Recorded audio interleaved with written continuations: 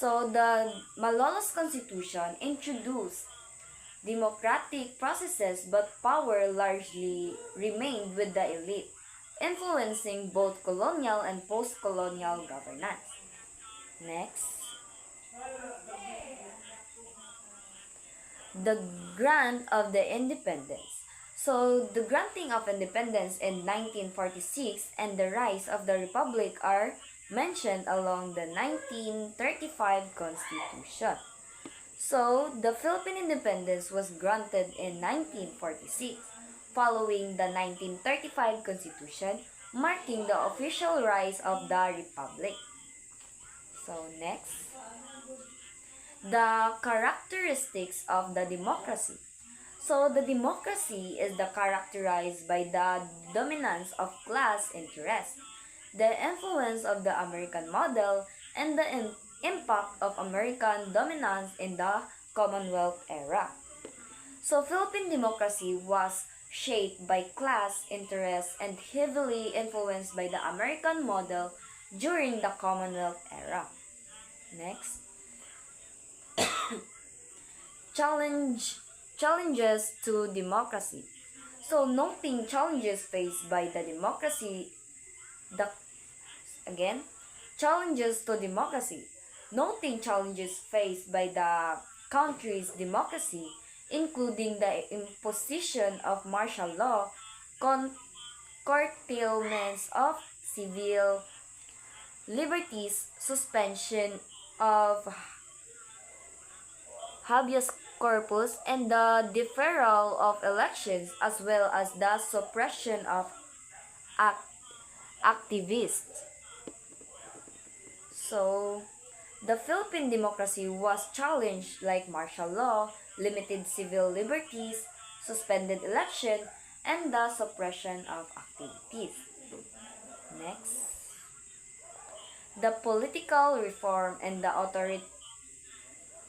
authoritarianism. So the effort at constitutional reform in 1971 and the declaration of martial law in 1972, which centralized power under Ferdinand Marcos. So this is in the 1971 constitutional reform were attempted, but in 1972, Marcos declared martial law, centralizing the power under his rule. Next, the rise of opposition. So this is the emergence of opposition groups, including the New People's Army or the NPA and the Community Party of the Philippines or the CPP, and the military response of this movement.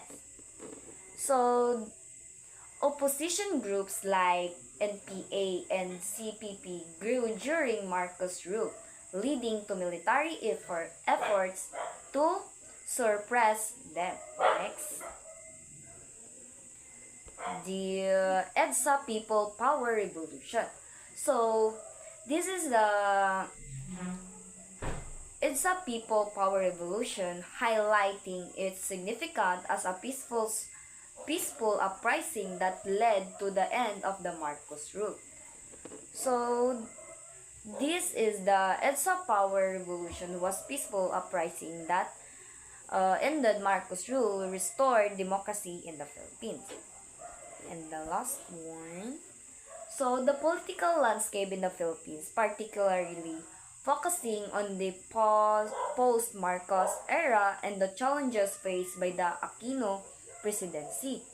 It mentions attempts to destabilize the government, the issue of political detainees, and the call for presidential election in 1992.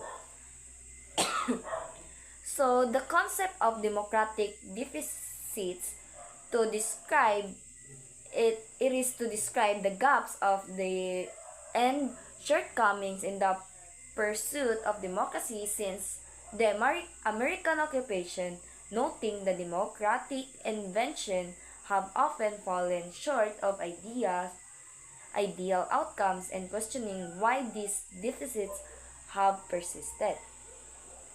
So, after Marcos, the Philippines faced political challenges under the President Aquino, including efforts to weaken her government, issues with political prisoners, and calls for election in 1992.